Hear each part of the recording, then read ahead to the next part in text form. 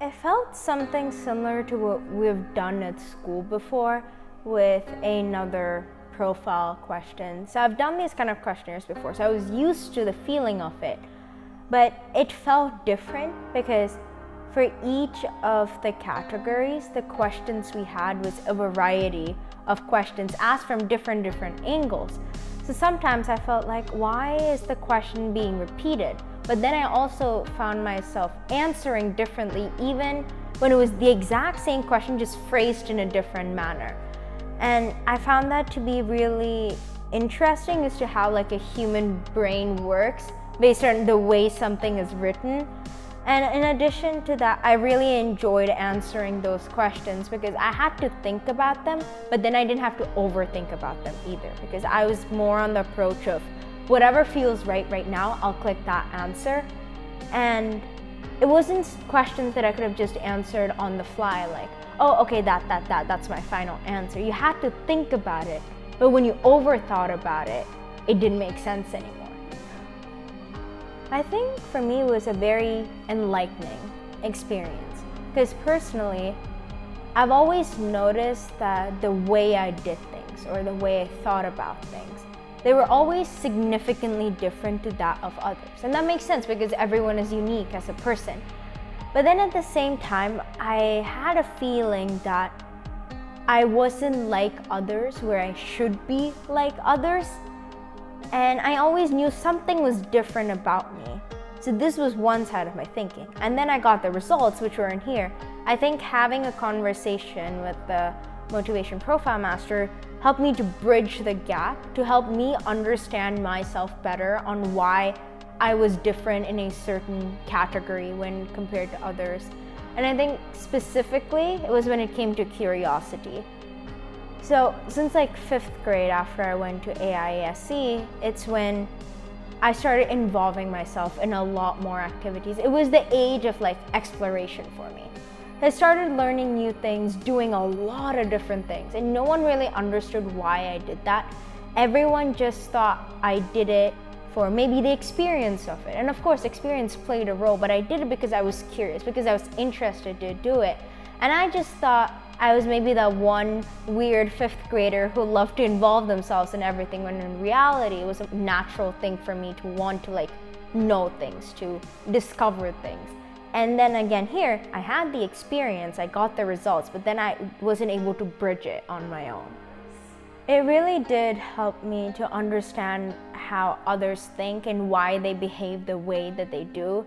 For instance, with power, I've always been a person that was really drawn to leadership, drawn to not controlling people, because that's not, in my opinion, what power means, more of leading people, guiding them.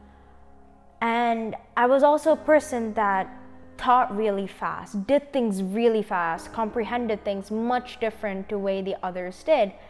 And I always thought that A, others just didn't understand what I was saying, or B, something was not right about me. And I think in that age when I did it, it was natural for me to feel that way.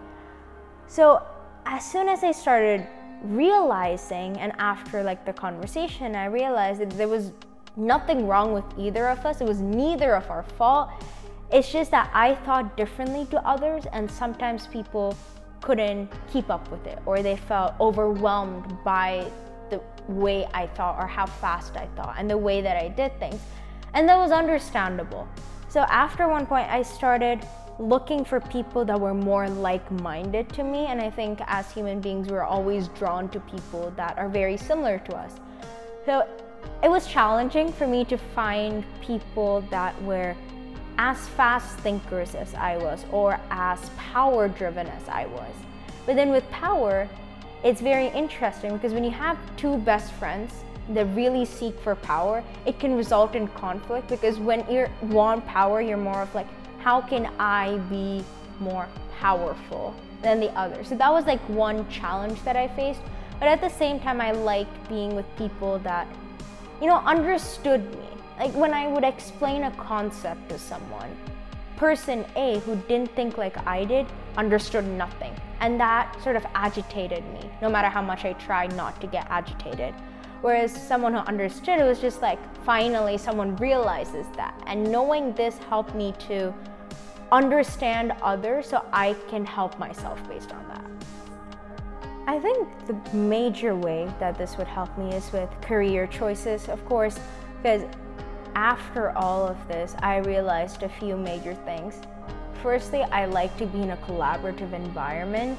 I like working with people. Like, I would definitely detest being in a job where it's a one-man team. So I want people to be around me. And then I don't want to work under someone. I want to be the boss. I sort of really am the person that infringes upon my ideals, my thinking. And when others don't agree to the way that I think, I try to comprehend their perspective, but I'm constantly in that phase where I sort of want to be the person, but I want to work with everyone else too.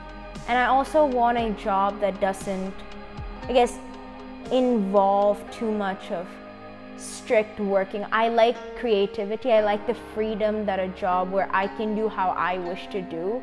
That's something that I would enjoy. So I think knowing these characteristics and having them sort of as like validity instead of just thoughts in my head. It's when you have it on paper, it's going from your brain to another platform that analyzes it for you.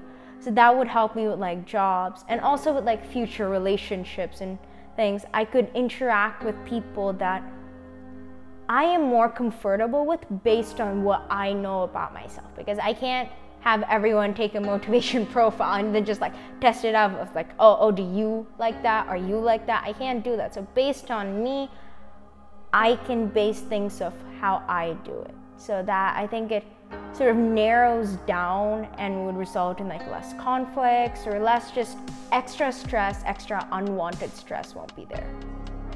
I really would. I definitely would recommend it to others, because if you're like me or just anyone in general, we all have things that we think about, that we focus on.